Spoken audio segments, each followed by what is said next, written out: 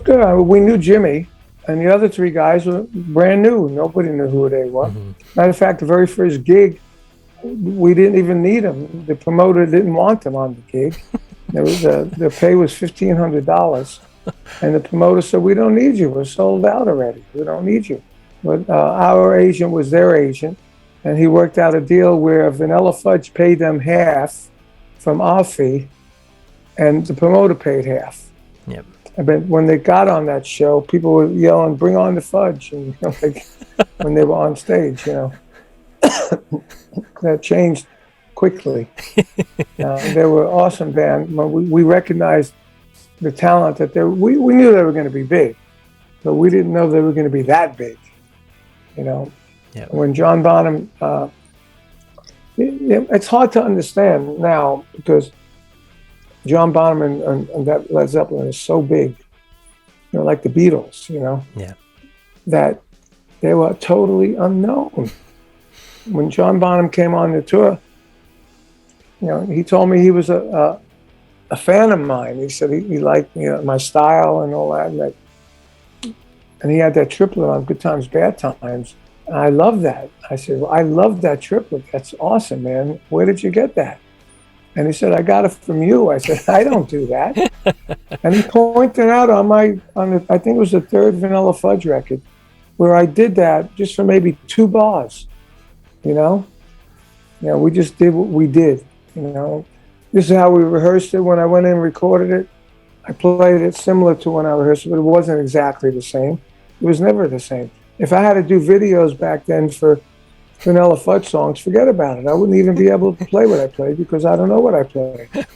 That's the way it was. So he pointed it out, and I said, "Oh my, I didn't even know I did that." And he just did it repetitively and came up with that triplet. And I didn't recognize it. And then we became friends, and then he loved my big drum set. And he said, "Do you think you can help me out and get a Ludwig endorsement and get a drum set like yours?" I said, "I don't know, let me call him." So I called him, and I told him, "I think this band is going to be big." The understatement of 5-6 decades, And on my word, and we sent him the record. They gave him a kit just like mine, the double bass drum and big toms and big bass drums and big snare drum, which he used for the rest of his career, basically. In the second tour, there were 2 bass drums. We both had the same exact kit. We had the gong, I had the gong, he had the gong. And I often wonder what the audience thought when we did alternate billing, where some nights they opened up, some nights we opened up. And the drum set will be on the stage, they take it off, and they bring the same exact drum set again out for whoever was playing next. And I often thought with the audience, why are they doing that? They just took that drum set off. Nobody had the names on the drums or nothing. So it's pretty funny. But on that tour, he played double bass drum. At the end of that tour, Robert and Jimmy said, "You're too busy. Take away that one bass drum." He said, "We liked you better on one bass drum." When that happened, the Led Zeppelin drum kit was born. Mm-hmm. Phenomenal. Love hearing these stories. A lot of good history there. Yeah, absolutely. I've spoke to loads of drummers over the series, and I love hearing from the Drummers Union, likes of Simon Kirk and Bev Bevan, who are obviously good friends with Bonzo as well, and it's just nice to hear these kind of things that go on in the background. Yeah.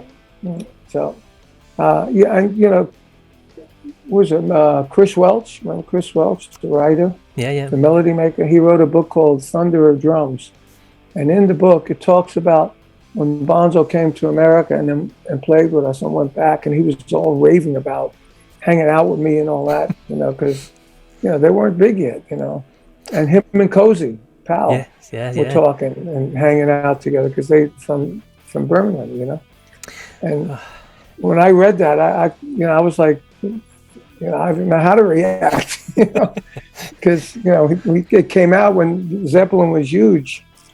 And there I'm looking at it and seeing how Bonzo was reacting, because I'm always the type of guy when an opening act, I make friends with him. I like new guys. When I was with Ozzy, the opening act was Motley Crue. I hung out with Tommy Lee and all the guys, got to know them. They're from LA. Hung out with Tommy, you know, and he did a bit thing where he spun the stick, grabbed the cymbal, like I do. And I said, "Where'd you get that?" He said, "From John Bonham." I said, "Well, indirectly you got it from me." He said, "No, dude, I got it from Bonzo." And so after the tour, I invited him to my house and I showed him 2 Ed Sullivan videos that were around before Led Zeppelin, with me doing that kind of stuff, and Shotgun doing like the end of rock and roll and Shotgun, you know. And he was like blown away. He said, "Dude, I can't believe you did this first." I said, "I told you." But but me and John Bonham, we were good friends. I mean, I loved the guy.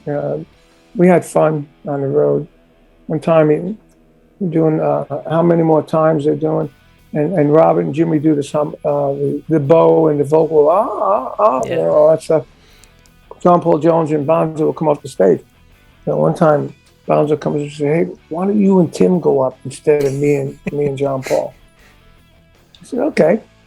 So we went up, and we knew the song. When you're on tour with everybody, you know, you tend to know the arrangements. So it was like, and we're playing. So Robert's singing, he looks over and sees me and Tim, goes over to Page and elbows him and goes, "Oi!" And he looks over and I said, "Okay," we just continued the song. And then when we went on, they all came up and jammed Shotgun with us. Oh, fantastic. Those were the good old days when it was fun, you know. Oh,